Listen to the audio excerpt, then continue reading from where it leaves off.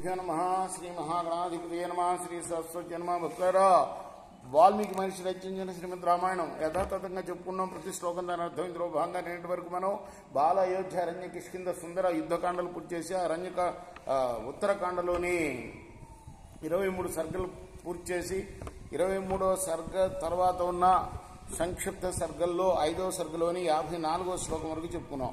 55 నుండి కొనసాగించే ముందు వాల్మీకి మహర్షిని ప్రార్థన చేసుకున్నాం. పూజంతం రామ రామేతి మధురం మధురాక్షరం ఆరుహ్య కవితాశాఖాం వందే వాల్మీకి కోకిలం. అంజనానందనం వీరంజానకీ శోకనాశనం కపీశమక్షంతారం వందే రంగాభయంకరం. సదా నింబవృక్షస్య మూలాధివాసా సుధాశ్రావిణం తిక్తమప్యప్రియంతంతరం కల్పవృక్షాదికం సాధయంతం నమామీశ్వరం సద్గురుం సాయినాథం. సమర్థగురు సాయినాథ్ మహారాజ్ కీ జై. ఏవముక్తస్తతో దేవో రావణేన దురాత్మనా ప్రచ్వాచ సందేవో మేఘ గంభీరయా గిరా.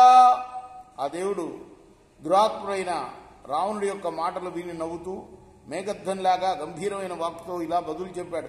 కింతేమయా దశగ్రీవ వజ్జోసి నచిరాన్మమ ఏవముక్తో దశగ్రీవ ప్రాంజలిర్వాక్యమబ్రవీత్. ఓ రావణాసురుడా, నేను ఎవరినైతే నీకెందుకు, నిన్ను కొద్ది కాలంలోనే చంపబోతున్నాను. ఆ తర్వాత రావణుడు ఆ మాటలు విన్న తర్వాత అంజలి ఘటించి నమస్కారం చేసి ప్రజాపతేస్తు వచనాన్నాహం మృత్యుపథంగత నసజాతో జనిశోభా మమ తుల్య సురేష్వపి. బ్రహ్మదేవుడి మాట ప్రకారం నాకు మరణం అనేది లేదు. నాతో సమానుడు దేవతల్లో కూడా పుట్టలేడు, పుట్టబోడు. ప్రజాపతి వరం యోహి లంఘయేద్వీర్యమాశ్రిత నత్ర పరిహరోస్తి ప్రయత్నశ్చాపి దుర్బల. అలానే ప్రజాపతి ఇచ్చిన వరాన్ని దాటగలవాడు కూడా పుట్టలేదు, పుట్టబోడు. ప్రయత్నం కూడా దుర్బలమే అవుతుంది. త్రైలోక్యేతం నపశ్యామి యో మే కుర్వాద్వరం వృధా అమరోహం సురశ్రేష్ఠ తేన మాంనా విషద్భయం. నా వరాన్ని వ్యర్థం చేయగలవాడు ముల్లోకాల్లో ఎవ్వడూ లేడు.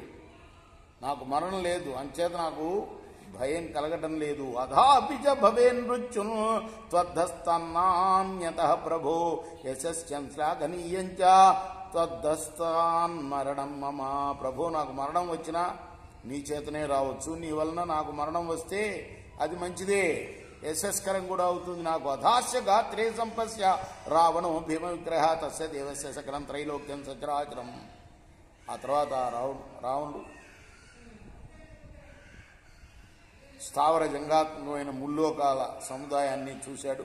ఆదిత్యామృత సాధ్యో వసవో అథవా స్వనావపి రుద్రాశ్వపత్రశ్చేవాయమో వైశ్రవణస్తదా సముద్రాగిరయో నజ్జో వేదా విద్యాస్త్రయో గ్రహాస్తారగణో వ్యోమా సిద్ధా గంధర్వచారణ మహర్షియో వేదవిదో గరుడో అధ భుజంగమా ఏ చాన్యే దేవతా సంఘా సంస్థా దైత్యరాక్షసా గాత్రేషు సేనస్తస్య దృశ్యంతే సూక్ష్మమూర్తయః.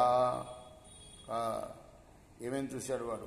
ఆదిత్యులు, మరుత్తులు, సాధ్యులు, వసువులు, అశ్వినీ దేవతలు, రుద్రులు, పితృదేవతలు, యముడు, కుబేరుడు, సముద్రాలు, పర్వతాలు, నదులు, వేదాలు, విద్యలు, 3 అగ్నులు, త్రేతాగ్నులు, గ్రహాలు, నక్షత్రగ్రహాలు, ఆకాశం, సిద్ధులు, గంధర్వులు, చారుణులు, వేదవేత్తలైన మహర్షులు, గరుత్మంతులు, సర్పాలు, ఇంకా మిగిలిన దేవతా సంఘాలు, దైత్యులు, రాక్షసులు, సూక్ష్మ రూపంతో శయనించి ఉన్న ఆ పురుషుడి యొక్క అవయవాల్లో చూశాట. ఆ మహాపురుషుడి యొక్క లోపటే ఇవన్నిటినీ చూశాడు వాడు. రేపు మనం 20 భాగంలో ఉన్నాం. మనం మిగతా భాగాన్ని కంటిన్యూ చేద్దాం, కొనసాగిద్దాం.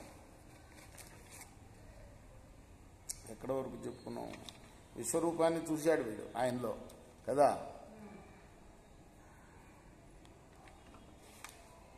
కృష్ణార్పణస్తు. సాయి కృష్ణార్పణ.